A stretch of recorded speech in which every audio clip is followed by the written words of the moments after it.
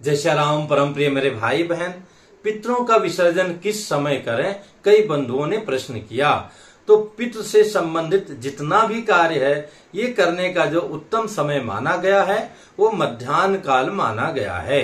10:30 बजे से लेकर के लगभग 2 बजे के अंदर ये सारा कार्य संपन्न करना बहुत ही श्रेष्ठ रहता है। जैसे कि तर्पण करना है, पिंडदान करना है, अथवा पितरों के निमित्त हमें अर्घासन निकालना है, गौग्रास निकालना है, ब्राह्मणों को जिमाना है, अथवा अन्नदान करना है।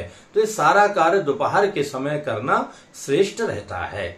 लेकिन जो भाई बंधु ऑफिस जाने वाले हैं अथवा अपने व्यापार के लिए जाने वाले हैं, पति पत्नी दोनों घर में नहीं रहेंगे अथवा पत्नी कर नहीं सकती, अन्य जिम्मेदारियां हैं, तो प्रातः काल भी आप कर सकते हैं। करना श्रेष्ठ रहता है। उसी प्रकार से जिससे आपके घर में कोई मेहमान आते हैं, भले ही शाम को 4 बजे उनको जाना हो या दोपहर के 12 बजे जाना हो, आप सुबह 7 बजे 8 बजे 9 बजे ऑफिस के लिए निकलते हैं, उसी समय उनसे विदा लेकर के उनको सम्मान पूर्वक उनको नमस्कार करके अभिवादन करके आप चले जाते हैं। इसी प्रकार से अगर आपको प्रातः जाना हो, घर में और कोई करने वाला ना हो, तो जैसा आप करते हैं वैसा कर लीजिएगा। और अगर कोई करने वाला है तो वो आप जैसा जल से आप तर्पण करते हैं इत्यादि करके आप जा सकते हैं।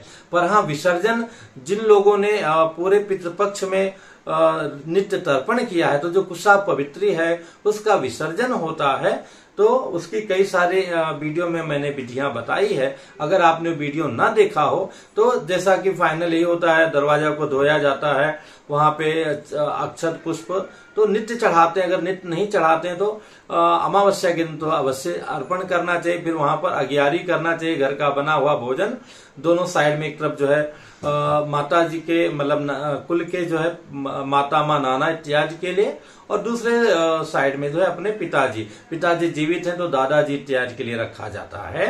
उसी प्रकार नाना जी जीवित हैं तो नाना जी के पूर्वज इत्यादि के लिए रखा जाता है, और वो बाद में गौ माता को समर्पित कर दिया जाता है।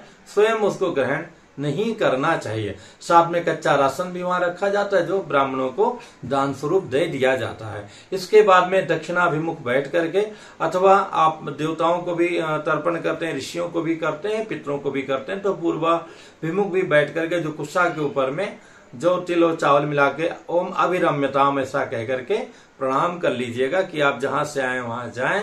जब फिर अगले वर्ष आपकी कृपा से हम स्वस्थ रहेंगे, समृद्ध रहेंगे, बुलाएंगे, तो फिर आने की कृपा कीजिएगा। ऐसी भावना करके उनका विसर्जन पितरों का कर दिया जाता है। ये जो विधि है आप पूरे YouTube में केवल अपने ही राम जी का जो ये चैनल है 50 बातें तो लोग करेंगे, लेकिन जो पहला वीडियो अपलोड किया था निश्चित ही उसके बाद ही कोई वीडियो आया होगा।